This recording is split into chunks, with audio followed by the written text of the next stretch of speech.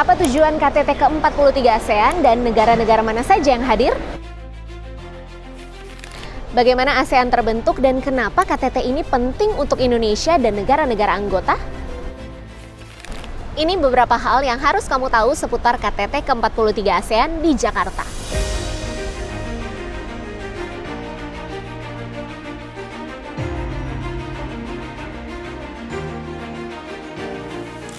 Konferensi tingkat tinggi atau KTT ke-43 ASEAN diselenggarakan di Jakarta Convention Center sejak tanggal 5 sampai 7 September 2023. Namun rangkaian acaranya memang sudah berlangsung sejak 2 September 2023. Untuk tema dari KTT ASEAN di Jakarta adalah ASEAN Matters, Epicentrum of Growth.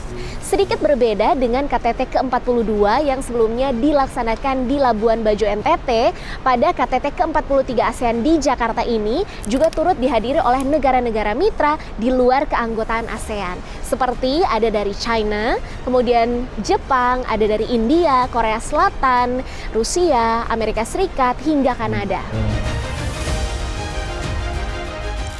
KTT ke-43 ASEAN ini antara lain membahas soal perkembangan dan penguatan kerjasama ASEAN dengan mitra eksternal. Nah, KTT ke-43 ASEAN ini diharapkan bisa menghasilkan kesepakatan-kesepakatan antara lain di bidang digital economy and payment ecosystem, kemudian di bidang food security, penguatan infrastruktur ASEAN, green economy, dan lain sebagainya.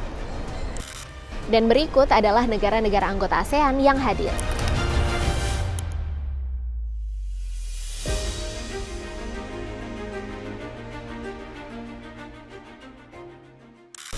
Myanmar tidak hadir dalam KTT kali ini karena tidak diundang secara resmi buntut dari keadaan politik yang ada di sana pasca terjadinya kudeta militer. Silakan Kak. Terima kasih. Sama-sama. Thank you. Nah, kalau kita flashback sedikit nih, awal berdirinya ASEAN itu tepatnya di tahun 1967, di mana saat itu penandatanganan deklarasi ASEAN atau yang juga dikenal sebagai deklarasi Bangkok itu berlangsung di Bangkok, Thailand pada 8 Agustus 1967. Saat itu ada 5 tokoh yang menandatangani deklarasi tersebut. Mereka kemudian disebut sebagai the founding fathers of ASEAN.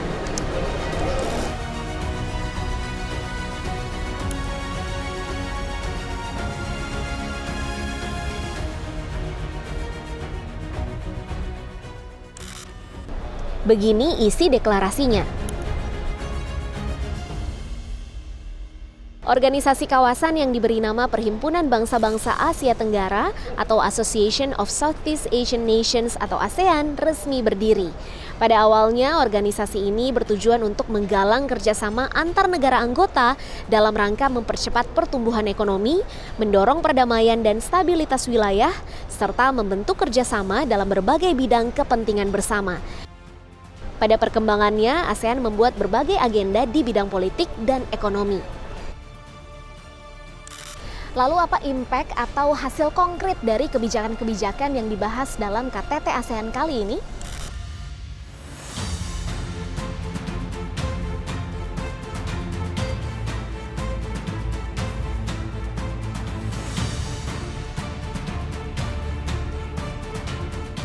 Dalam KTT ini, Presiden Jokowi pun mengajak negara-negara anggota ASEAN dan negara mitra untuk mewujudkan kerjasama yang setara dan saling menguntungkan.